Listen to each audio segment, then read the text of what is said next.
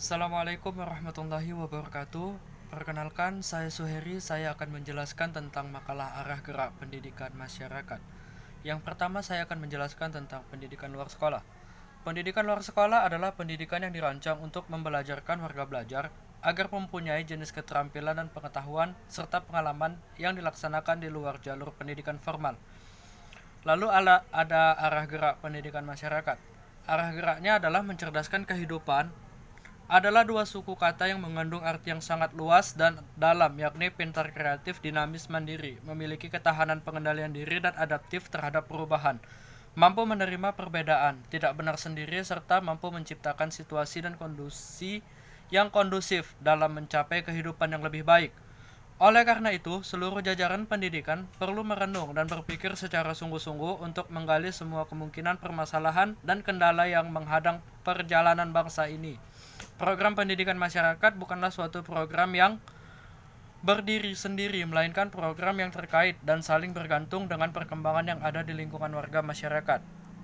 Lalu di arah gerak pendidikan masyarakat ada guncangan eksternal dan internal. Di sini saya akan menjelaskan tentang guncangan eksternal. Krisis ekonomi yang terjadi pada saat ini telah mengakibatkan perubahan besar. Besaran terhadap struktur dan kemampuan ekonomi bangsa Indonesia pada tahun 1998 tercatat sekitar 79,4 juta penduduk yang berada di bawah garis kemiskinan. Hanya saja 22,5 juta penduduk peningkatan penduduk miskin telah menurunkan.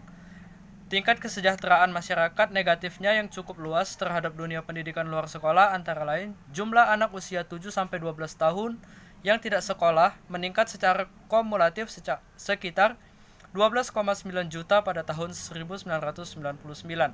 Tamat sekolah dasar tidak melanjutkan ke jenjang pendidikan yang lebih tinggi sekitar 5,5 juta anak. Jumlah anak putus dari SLTP sekitar 8 juta anak dan jumlah penduduk buta huruf usia 10-44 tahun sekitar 8.571 orang dan pendidikan luar sekolah lainnya. Lalu ada guncangan internal. Guncangan internal pendidikan masyarakat selama ini yang dimaksud kemiskinan hanya dilihat dari faktor ekonomi saja. Sehingga kita lihat fokus pengembangan selama ini selalu di bidang ekonomi. Sedang program lainnya hanya sebagai pendukung. Padahal kemiskinan memiliki berbagai dimensi yang meliputi ekonomi, pendidikan, budaya. Dengan demikian, orang yang tidak berpendidikan juga digolongkan orang miskin. Jelas, kemiskinan sebenarnya mempunyai makna yang sangat luas, antara lain miskin ilmu pengetahuan, miskin keterampilan, miskin sikap, dan juga miskin harta. Secara total, dapat dikatakan miskin kehidupan. Keadaan ini mengindikasikan kepada kita betapa tidak seimbangnya antara keinginan dan kemampuan sumber daya yang belum siap untuk mendukung pembangunan industri, ekonomi, dan teknologi. Yang akhirnya terjadi adalah bangsa Indonesia menjadi penonton orang asing yang bekerja di negaranya sendiri. Indonesia hanya menjadi pasar dan konsumen, bukan menjadi produsen. Secara jelas dapat dikatakan juga pemerintah ingin mengentaskan kemiskinan, pembangunan pendidikan masyarakat harus dilaksanakan secara selaras, seirama, dan seimbang dengan pembangunan ekonomi. Pendidikan masyarakat menjadi alat yang ampuh untuk memecahkan berbagai masalah di krisis ekonomi. Lalu ada konsepsi petugas pendidikan luar sekolah. Menjadi petugas PLS berbeda dengan petugas pendidikan sekolah atau tenaga pendidik. Seperti petugas PLS harus menjadi pelayan, bukan dilayani, serta mau berkorban baik, moral ataupun material untuk memajukan kemajuan keselarasan hidup masyarakat yang menjadi binaannya.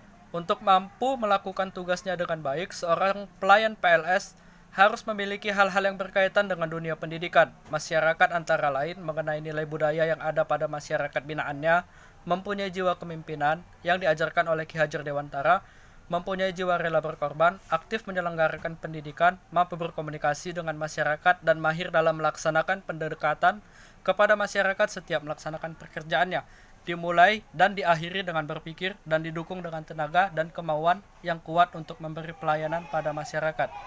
Sekian dari presentasi dari saya. Apabila ada kesalahan kata atau kekurangan adalah tanggung jawab saya sebagai pemateri dan merupakan murni dari kesalahan saya.